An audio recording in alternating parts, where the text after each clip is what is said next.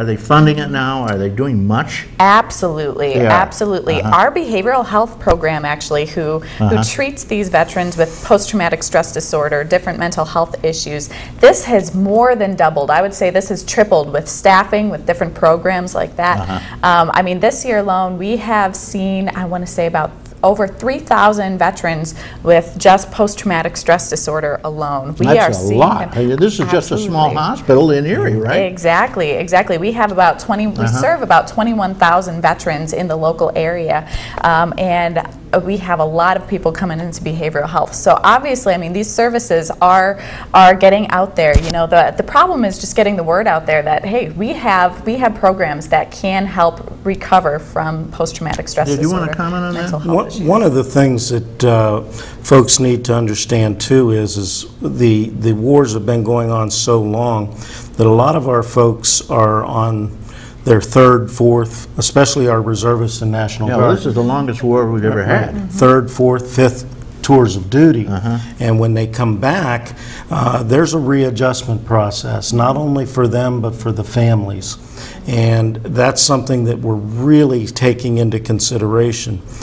You mentioned as far as really recognizing post-traumatic stress disorder and doing something about it. We at the Erie VA and nationwide have really stepped up our efforts to try to get things to where veterans actually have that opportunity. Okay, we'll talk about that. We got a phone call. You want to take a call? Sure. Absolutely. Okay, thank you, caller, for waiting. Good morning. Good morning. Good morning. It's a beautiful morning too, isn't it? Absolutely. And not even too muggy. And it's great for the Westfield Arts and Crafts Festival and the waffles. Absolutely, absolutely. Actually, I forgot it was on, and I went downtown yesterday. I thought, something's going on. Why are all these cars here? And then I got to the park. And I said, oh, well, guess what? It's an adventure for nothing. Just wander around. Yes, it is. Yeah. Yes, it is. I do have a question for your guest. Sure. In lieu of what's happening economically in this country, and almost all places are taking big cutbacks and so forth, is this going to be affecting the programs for the VA? Okay, thank you, caller. We'll toss that over to Sarah Gudgeon, and she'll comment on it. Go ahead. You know, that's a great question, and we've been asked this many times before. Regardless of what happens, our duty is to serve our veterans because they gave everything for our country. So regardless of what happens, we will be there serving veterans. We will be continuing to enhance our efforts to make sure that they are receiving exceptional health care. Okay. So that is, that's on the question, do you expect funds cutting? I can't speculate about that, Rich, and you might be able to talk about that too. Rich, what do you think? I happened to be going with a couple of congressional representatives about a month ago, and they assured me in the town meeting, that the folks in the town meeting, that they would not be targeting veterans' benefits as cost-cutting measures. However, one of the things that we have to realize is they're also not going to target it for increases.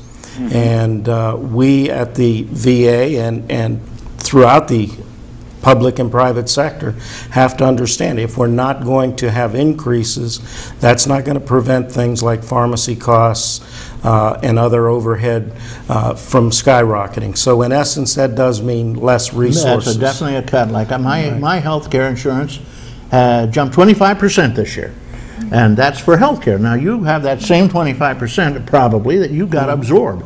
Once you absorb it, what do you got to do? You're right. And one of the things that VA-wide, but in particular the Erie VA Medical Center is doing, is we're looking at all of our processes, and we want to make sure that our processes are getting the most value for the dollar. For the veteran and both for continuing our quality health care. So one of the things that we're looking at is the processes. Is there waste in our processes that can be eliminated where we can recover some of what we expect to be less resources through that waste?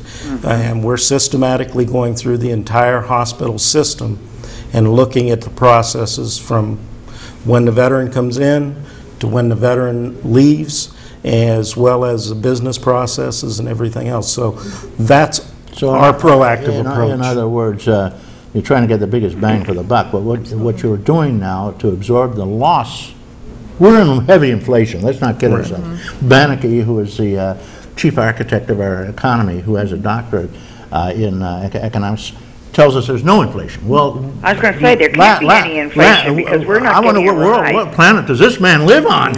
In the meantime, he's now admitted there may be some minor inflation. What planet do you live on, Baneke? This is a guy in charge of our economy. The guy's crazy as a... I started to say something about a mouse, but at any rate, I think... I know there can't be any inflation because for the third year in a row, people that are on Social Security are not going to get a raise because there's no... it's just not there. Have you guys gotten a raise recently? No. Laughable, huh? No. Laughable. No. But I know when I go to the grocery store that my groceries are costing a lot more than they were. Oh, you better believe it. And my gas for my car is... I have to decide now whether to go out of town or stay local because I got to figure in how much extra it's costing me for gas and so forth to go out of town. Well, that's it. There's rampant inflation. Let's not kid each other. The government is trying to kid us along and kind of laughing up their sleeves when they tell us we don't really need a COLA because there's no inflation. Yeah, right. But, yeah, right. And we're all being strangled by this government with the inflation they're creating by borrowing huge amounts of money they don't have. And have you guys gotten much of an increase for inflation recently, the last couple of years?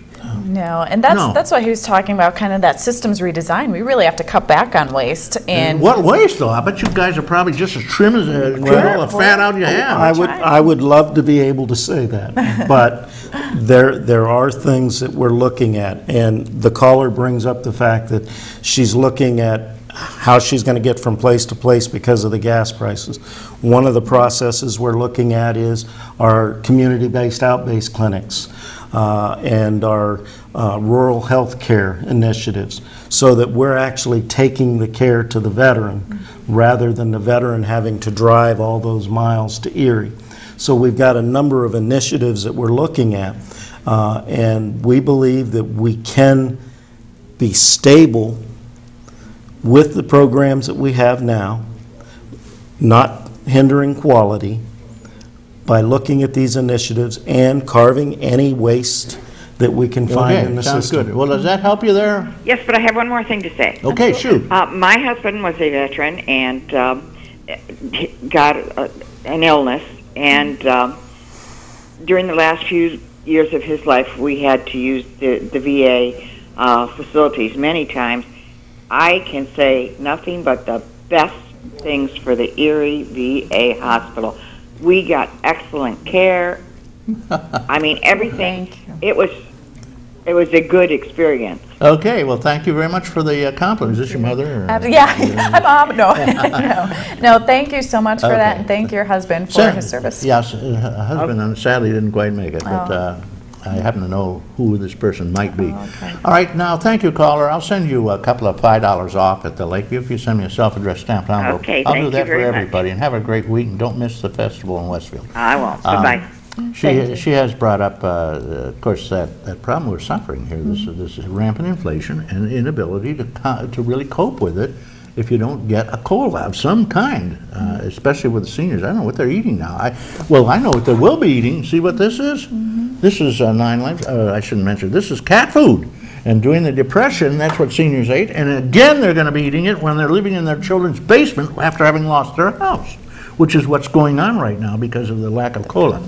They say, well, you could use your pension. Well, the pension is, the government says there's no inflation. We don't have, but we're not going to give you a COLA. And that's what's been going on. My new New York State pension, which I have, a very small one, 1%. Give me a break. The food has jumped 25%. Alone, I mean, my insurance went up 25%. My taxes went up 15% here, or 9% on the county level. Not to mention 25% hike in the state taxes. Oh, well, we don't count those things. Okay, ladies and gentlemen. We're talking to Sarah Gudgeon, Richard Moore, who are, Richard, what is your primary role over there? I'm the Special Programs Coordinator at the hospital. I deal with returning veterans, women veterans, and all the specialty programs. Okay. I wanted to talk about a couple of, do you have a pet? Do I have a pet? Yeah. No, I would love one, No, though. I'll give you a cat. Okay. All right, there you go. Plenty of cats around. Buy them from, if you want a dog or a cat, go to the pounds or the homeless, the places that take care of these animals. Because if you don't, they'll die. They have to kill them after a while. And if you buy it from a pet mill or somewhere, puppy mill, that means somebody's going to die in the pound. So get one of the poor things in the pound. They won't put away the puppies in the puppy mills. Another couple of calls.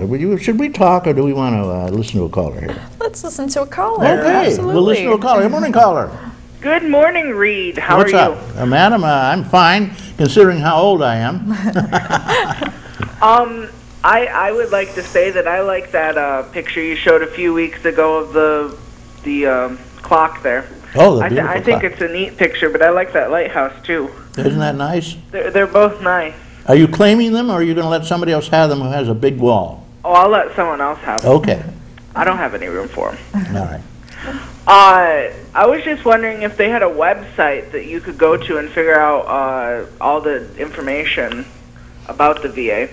Great question. If you go to our website, it is www.erie.va.gov. That's our specific one, and you can find different information about homeless veterans programs, different events that we have coming up, our doctors, you can see all of that, and it's a great website. And also there's a link on there to the National VA page as well that has some great information more about behavioral health, like we were talking before, right. post-traumatic stress disorder. There's just some great resources out there. If you know a veteran, if you're married to one, or if you know some returning veterans, there's some great little fact sheets about the symptoms, so you can help these veterans actually connect with the VA too. Right, and keep Google on your desktop. Just punch in VA Vets Hospital in Erie, and you'll get it. Exactly. Google it. I never remember addresses anymore. I just go to Google and punch in on it. Erie VA Medical Center, and you'll find it. It'll come right up. Erie, it's not Vets Hospital, Medical Center, okay? It's Medical Center. I better correct. change that. Oh, that's right. Okay. We're known as many things still, so whether we're the Vets Hospital It'll get there or anyway. Exactly. Okay, now down to one of the things I want to ask about. You have a very special program which is interesting, and that's for the homeless veterans. Now, a lot of veterans are homeless, believe it or not, wandering the streets, nowhere to go, living in Ys and no place. What do you do? What are you doing for them?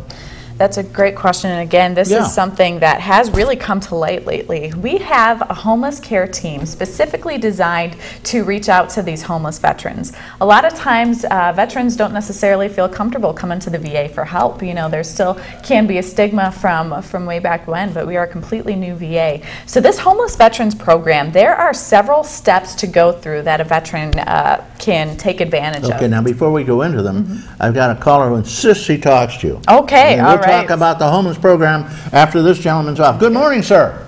Good morning, Reed. How are you? Thank you for waiting. Doug Spalding here. Okay. Linda wanted me to make an announcement. She's in the old first night run, and so she won't be around for the program. Okay. She wanted me to mention that on Tuesday at the Smith Wilkes Library here in Chautauqua, there's a senior morning from 8:30 to 10:30, I believe it is, and refreshments are being served, and all are invited. Well, great. It sounds terrific. What time is this, and when is it again? 8:30 to 10:30 Tuesday morning. Tuesday morning coming up. Now August 2nd, right? August 2nd. Okay, there you go. Right. How program, interesting and important program you've got. Yeah. Did you have a question for Sarah? I mean, this is her chance. She's the pro, and Richard. Well, I was just going to make this announcement, and I didn't come up with a good question that would be of any value, I don't think. Okay, caller. Well, thank you very much. And thank you. Your announcement has been sent forth into space. Thank you. Keep up the good work, Reed. Yeah, Take care. thanks. This is our magic carpet into the universe, too. People call on it. That's all They right. wish somebody a happy birthday, Well, why not? Why not? That's good. Take We're with advantage Sarah of it, Gudgeon, Richard Moore, representatives of the VA Medical Center, and they're here to talk about Veterans Affairs. And we were just approaching the subject of the fact that there are hundreds of thousands of homeless veterans just wandering around, and they have a program they've established. Now, you contact them. You try to get in touch with them, right? Yes, yes, we How do you do that? You see somebody sleeping in an alley, say, are you a veteran or what? Well, actually, that's happened before. That's happened Oh, yeah? before. There's somebody standing on one of our streets there